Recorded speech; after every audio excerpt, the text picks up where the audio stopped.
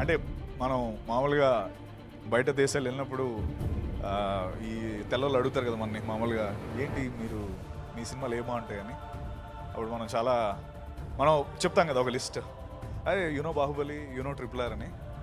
Baahubali triple ఆర్తో పాటు you know Rao Bahadur అని మీరు అందరూ అంటారు. హే హాయ్ ఫ్రెండ్స్, ఎలా ఉన్నారు? రావ్ బహదూర్ మూవీ నిన్నే చూడాలి, బట్ కుదరక ఈరోజు మార్నింగ్ 11 AM షోకి వెళ్ళాను. ఏదైతే ఫస్ట్ ప్రీ రిలీజ్ ఈవెంట్లో మనకి హైప్ ఇచ్చారో సత్యదేవ్ గారు, ట్రిపుల్ ఆర్ అండ్ బాహుబలి తర్వాత ఈ మూవీ గుర్తుంటుందని చెప్పేసి చెప్పారు. నాకైతే అంత ఇంపాక్ట్ చేయలేదు. ఈ మూవీ ఆ రేంజ్ అయితే కాదు.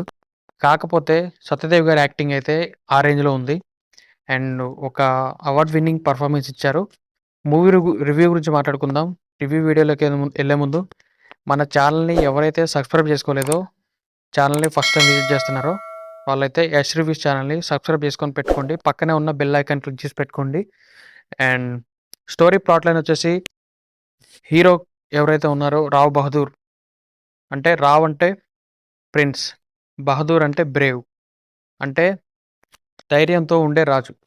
రావ్ బహదూర్కి ఒక ప్రాబ్లం ఉంటుంది.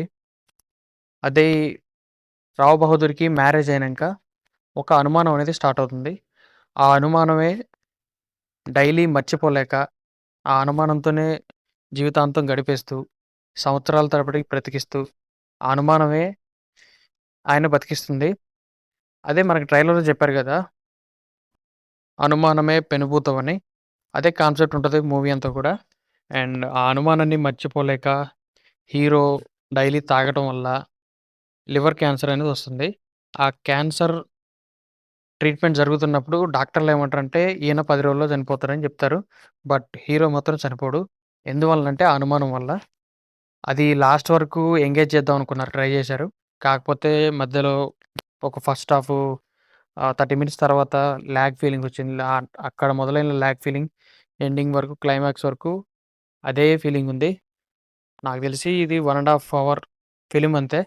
దాన్ని లాగి, లాగి, లాగి 1 అవర్ పెంచారు. అదే ఫీలింగ్ కలిగింది. అండ్ మూవీ విషయానికొస్తే పర్ఫార్మెన్స్ వైస్ అయితే యాక్టర్ సత్యదేవ్ గారైతే చాలా బాగా చేశారు.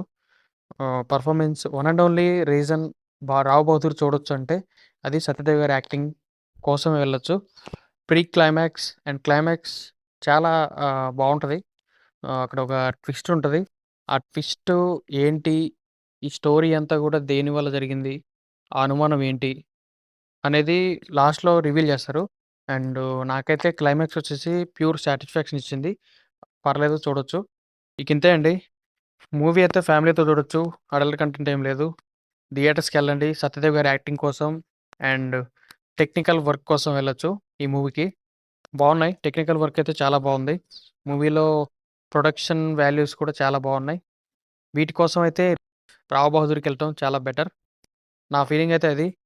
మీరు మూవీ చూస్తే మీకెలా అనిపించిందో కామెంట్ సెక్షన్‌లో కామెంట్ చేయండి. లైక్, షేర్, సబ్స్క్రైబ్ చేసుకోండి. ఇకంతే. ఉంటా. బాయ్. నెక్స్ట్ వీడియోలో కలుద్దాం.